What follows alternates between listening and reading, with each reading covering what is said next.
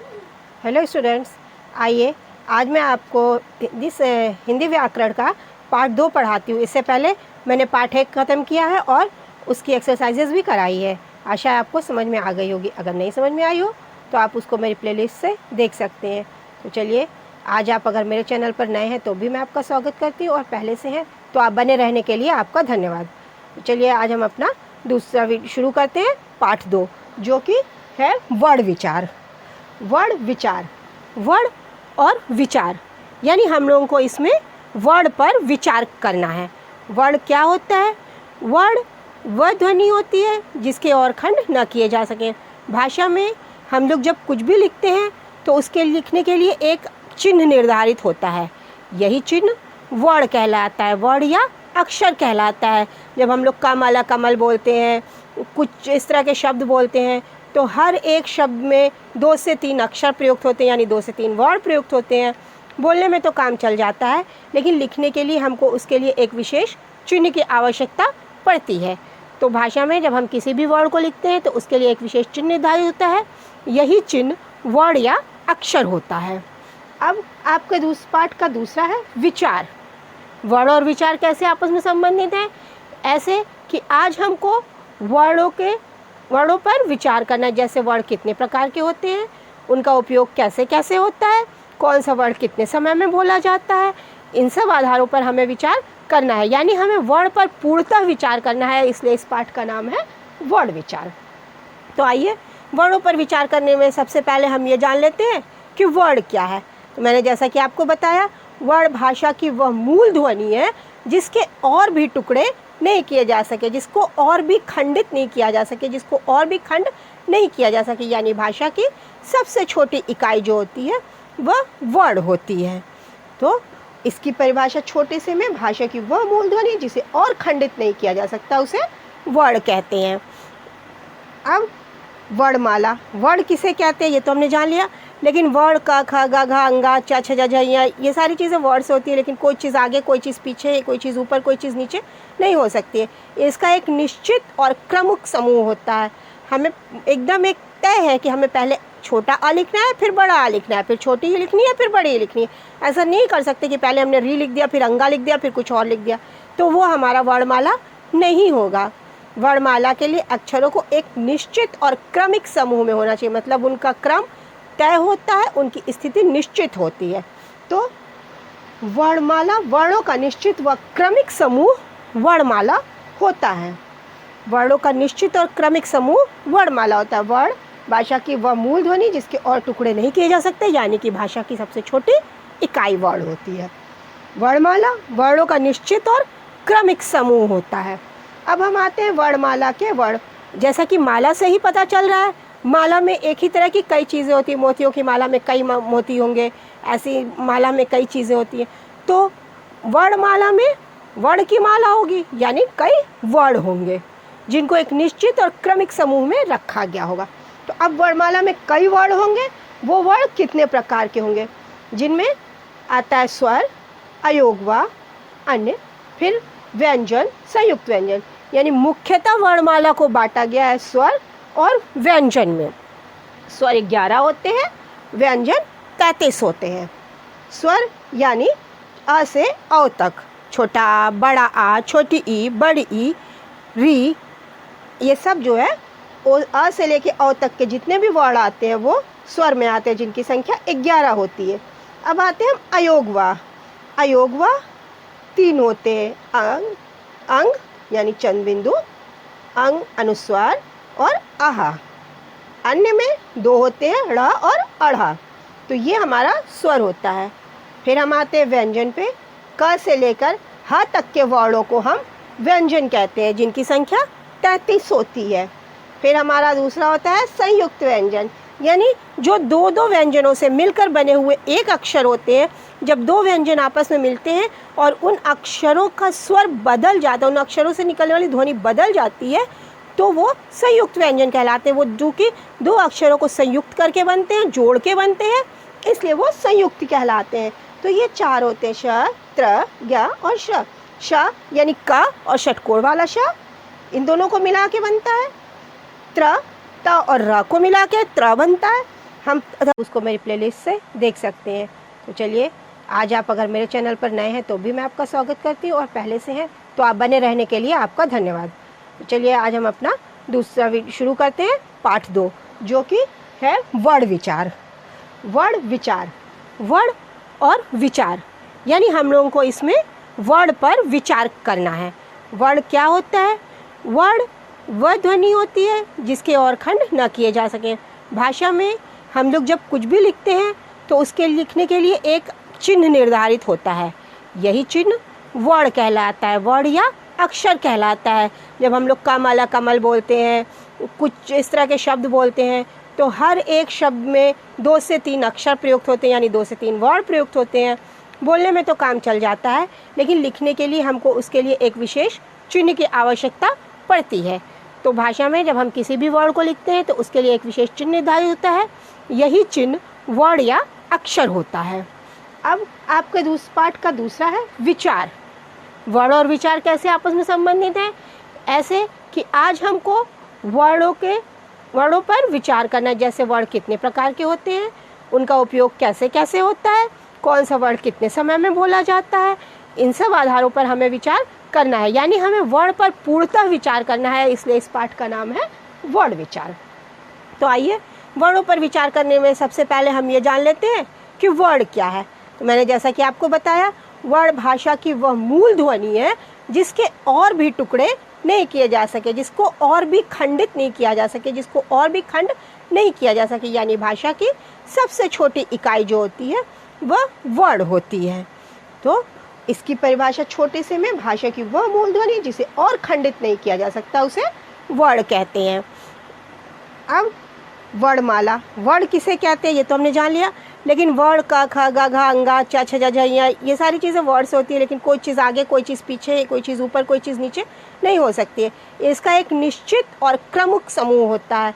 हमें एकदम एक तय है कि हमें पहले छोटा आ लिखना है, फिर बड़ा आ लिखना है, फिर छोटी ही लिखनी है, फिर बड़ी ही लिखनी है। ऐसा नहीं कर सकते कि पहले हमने री लिख दिया, फिर अंगा लिख दिया, फिर कुछ और लिख दिया, तो वो हमारा वर्णमाला नहीं होगा। वर्णमाला के लिए अक्षरों को एक निश्चित और क्रमिक समूह में होना चाहिए, मतलब उनका क्रम तय होता है, उनकी स्थिति निश्चित होती है। तो वर्णमाला, वर्णों का निश्चित व क्रमिक समूह वर्णमाला होता है। वर्णों का निश्चित और क्रमिक समूह वर्णमाला होता है। वर्ण भाषा की वह मूल ध्वनि जिसके और टुकड़े नहीं किए जा सकते, यानी कि भाषा की सबसे छोटी इकाई वर्ण होती है। वर्णमाला वर्णों का निश्चित और क्रमिक समूह होता है। अब हम आते हैं वर्णमाला के वर्ण। जैसा कि माला से ही पता चल रहा है, माला में एक ही तरह की कई चीज़ें होती हैं। मोतियों की माला में कई मोती होंगे, ऐसी माला में कई चीज़ें होती हैं। तो वर्णमाला में वर्ण की माला होगी, यानी कई वर्ण होंगे जिनको एक निश्चित और क्रमिक समूह में रखा गया होगा। तो अब वर्णमाला में कई वर्ण होंगे, वो वर्ण कितने प्रकार के होंगे?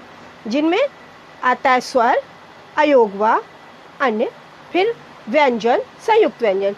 यानी मुख्यतः वर्णमाला को बांटा गया है स्वर और व्यंजन में। स्वर 11 होते हैं, व्यंजन 33 होते हैं। स्वर यानी अ से औ तक, छोटा आ, बड़ा आ, छोटी ई, बड़ी ई, री, ये सब जो है अ से लेके औ तक के जितने भी वर्ण आते हैं वो स्वर में आते हैं, जिनकी संख्या 11 होती है। अब आते हैं हम अयोगवा। अयोगवा 3 होते हैं, अंग यानी चंद बिंदु, अंग अनुस्वार और आहा। अन्य में 2 होते हैं, ड़ और अढ़ा। तो ये हमारा स्वर होता है। फिर हम आते हैं व्यंजन पे। क से लेकर ह तक के वर्णों को हम व्यंजन कहते हैं, जिनकी संख्या 33 होती है। फिर हमारा दूसरा होता है संयुक्त व्यंजन, यानी जो 2-2 व्यंजनों से मिलकर बने हुए एक अक्षर होते हैं। जब 2 व्यंजन आपस में मिलते हैं और उन अक्षरों का स्वर बदल जाता है, उन अक्षरों से निकलने वाली ध्वनि बदल जाती है, तो वो संयुक्त व्यंजन कहलाते हैं। वो जो कि 2 अक्षरों को संयुक्त करके बनते हैं, जोड़ के बनते हैं, इसलिए वो संयुक्त कहलाते हैं। तो ये 4 होते हैं, श, त्र, य और श। श यानी क और षटकोण वाला श, इन दोनों को मिला के बनता है। त्र, त और र को मिला के त्र बनता है। ठीक, तो बच्चों ज्ञ यानी ज और इया को मिला के, श्र यानी श और र को मिला के। तो आपने देखा कि ये सब व्यंजन 2-2 वर्णों को मिलकर के बने हैं, लेकिन जब हम बोलते हैं तो जो दो वर्ण हमने आपस में मिलाए हैं उन दोनों में से किसी की भी ध्वनि नहीं निकलती। इनकी ध्वनि कुछ अपनी अलग तरह की हो जाती है, नई हो जाती है। जैसे हमने क मिलाया और षटकोण वाला श मिलाया, लेकिन इसकी ध्वनि निकल गई छ। त मिलाया, र मिलाया, इसकी ध्वनि निकल गई त्र। इसी तरह से इन व्यंजनों को दो दो वर्णों को जोड़ करके बने होने, एक नए वर्ण बनने के कारण इन व्यंजनों को संयुक्त व्यंजन कहते हैं। तो बच्चों, वर्ण भाषा की मूल ध्वनि जिसे खंडित नहीं किया जा सकता, यानी भाषा की छोटी इकाई। वर्णमाला यानी वर्णों का निश्चित और क्रमिक समूह, यानी एक तय क्रम में मला हुआ समूह। वर्णमाला के वर्ण यानी स्वर अ से औ, अयोगवा यानी अ, अंग, आह, अन्य अढ़ और ढ़। फिर व्यंजन क से ह तक और संयुक्त व्यंजन छ, त्र, ज्ञ, श्र। जो मैंने जैसा कि आपको पहले ही बताया है कि जब हम लोग वर्णों का आपस में विभाजन करते हैं तो उनका दो भाग में विभाजन करें। मुख्यतः दो भाग होते हैं, एक स्वर और एक व्यंजन। स्वर क्या होते हैं? जिन वर्णों के उच्चारण में जब मुख से निकलने वाली वायु में रुकावट ना हो वो स्वर कहलाते हैं। यानी कि जब भी हम कुछ बोलते हैं हमारे मुंह से कुछ वायु, कुछ हवा निकलती है, तो जब वो बिना किसी रुकावट के एकदम आराम से हम बोल लेते हैं तो उसे हम स्वर कहते हैं। जैसे अ, ई, उ, ए आदि। तो यहाँ पे जब हम कुछ भी बोलते हैं तो इनके लिए हमको पहली बात किसी दूसरे वर्ड की सहायता नहीं लेनी पड़ती है। ये अकेले अकेले बोले जा सकते हैं। इनके साथ किसी और वर्ड की ध्वनि उच्चारित नहीं होती है, किसी और वर्ड की ध्वनि की आवाज़ नहीं आती है। तो ये अकेले अकेले बिना किसी और वर्ड की सहायता से बोले जा सकते हैं। और इनके बोलने के समय जो हमारे मुख से वायु निकलती है, जो हमारे मुख से हवा निकलती है, उसमें कहीं कोई रुकावट नहीं आती है, वो बिल्कुल फ्री होकर के आराम से निकलती है। तो ऐसे वर्णों को हम स्वर कहते हैं। छोटे में अगर हम परिभाषा दें तो जिन वर्णों के उच्चारण में मुख से निकलने वाली वायु में रुकावट ना हो वह स्वर कहलाते हैं। तो अब आइए हम स्वरों के भी भेद पढ़ते हैं। तो स्वर के भेद पढ़ने के लिए मैंने एक ये फ्लो चार्ट की तरह बना रखा है। आप इसके आधार पर अगर पढ़ेंगे तो आसानी से आपको याद हो जाएगा। फिर आप अपने वाक्यों में बनाते हुए इसको आराम से लिख सकते हैं। आपको रट रट के इतना सारा पढ़ने की ज़रूरत नहीं पड़ेगी। मैं इसको यहाँ एक्सप्लेन करती हूँ, इनकी व्याख्या करती हूँ और आप इसको समझ लें और इसी फ्लो चार्ट के हिसाब से आप रट लें तो आप आराम से अपने एग्ज़ाम में लिख भी सकेंगे और ये फ्लो चार्ट बना करके आप एक्स्ट्रा मार्क्स भी पा सकेंगे। तो स्वर के भेद दो आधार पर किए जाते हैं, यानी इनका बंटवारा करने के लिए हमें दो चीज़ों को आधार करना होता है। पहला, उच्चारण के समय के आधार पर, यानी जब हम उसको बोलते हैं तो उसको बोलने में हमारी जो टाइमिंग होती है, जो हमारा समय होता है, जो हमारा वक्त होता है, वो जितना लगता है उसके आधार पर कि किस स्वर को बोलने में कितना वक्त लगा, उसको उस हिसाब से उस कैटेगरी में रखा जाता है। दूसरा, उच्चारण में अनुनासिकता के आधार पर, यानी हमारे नाक और मुंह से जो वायु निकलती है उसके आधार पर हम वर्णों का भेद करते हैं। तो उच्चारण में समय के आधार पर, इसके आधार पर तीन स्वर होते हैं। ह्रस्व स्वर यानी जिनको बोलने में सबसे कम समय लगता है। दीर्घ स्वर यानी जिनको बोलने में ह्रस्व स्वर से दुगना समय लगता है। ह्रस्व स्वर यानी जिनको बोलने में सबसे कम समय लगता है, जिनको हम जल्दी से बोल लेते हैं, वो ह्रस्व स्वर कहलाते हैं। जैसे अ, छोटी ई, उ, ए आदि। दीर्घ स्वर यानी जिनको बोलने में हमें ह्रस्व स्वर से दुगना समय लगता है, इसका दोहरा समय लगता है, डबल टाइम लगता है, उसको हम लोग दीर्घ स्वर कहते हैं। जैसे आ, ई, ये। प्लूत स्वर का यूज़ कम ही होता है, लेकिन प्लूत स्वर वो स्वर होते हैं जिनको हमें ह्रस्व स्वर से जब हम बोलने करे होते हैं तो हमें ह्रस्व स्वर से 3 गुना अधिक टाइम लगता है। इसमें हमारी टाइमिंग सबसे ज़्यादा होती है, सबसे ज़्यादा हमारी टाइमिंग प्लूत स्वर में होती है। प्लूत स्वर में ये अधिकतर संस्कृत के सब शब्दों में लगता है। इसका चिन्ह कुछ इस तरह का होता है, वर्णों के बीच में ऐसे 3 बनाने का चिन्ह है, ये प्लूत स्वर का चिन्ह है। इसका इस्तेमाल हिंदी में कहीं कहीं होता है, बहुत ही कम होता है। जैसे ओम, ओम बोलने में हमें ज़्यादा लंबा टाइम लग रहा है। यहाँ हमने अगर अ बोला ह्रस्व स्वर में, कम समय में बोल लिया। फिर उसी का दीर्घ स्वर बोला आ, अ बोलने में कम टाइम लगा, आ बोलने में ज़्यादा टाइम लगा। ई कम टाइम लगा यानी ये ह्रस्व स्वर है, ई ज़्यादा टाइम लगा यानी ये दीर्घ स्वर है। लेकिन प्लूत स्वर पे जब हम आते हैं तो उसका 3 गुना टाइम लगता है। तो 3 गुना टाइम यानी हमने बोला ओम, ओम बोलने में हमें ज़्यादा लंबा खींच के बोलना पड़ा, तो ये प्लूत स्वर में आ गया। फिर आया उच्चारण में अनुनासिकता के आधार पर, यानी हमारी नाक और मुंह से निकलने वाली ध्वनि के आधार पर। तो इसके 3 आधार रखे गए, चंद्रबिंदु, अनुस्वार और विसर्ग। चंद्रबिंदु का चिन्ह कुछ ऐसा होता है, अनुस्वार का ऐसा और विसर्ग का ऐसा होता है। चंद्रबिंदु में हमारे नाक और मुंह दोनों से वायु निकलती है, अनुस्वार में सिर्फ हमारे नाक से ध्वनि निकलती है, और विसर्ग में ये 2 चिन्ह होते हैं जिसकी ध्वनि ह के निकली है। तो इस आधार पर हमारे स्वरों का बंटवारा किया गया है।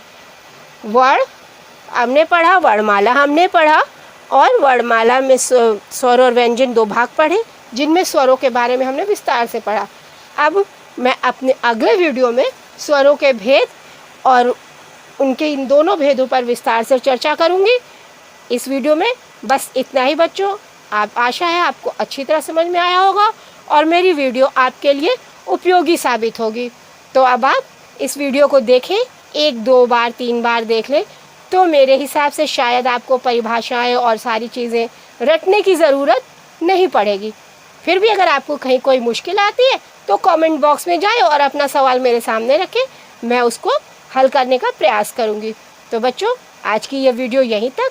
अब आप अगर मेरे वीडियो को पसंद करते हैं तो मेरी वीडियो को लाइक करें, शेयर करें और मेरे चैनल को सब्सक्राइब करें। Thank you and bye.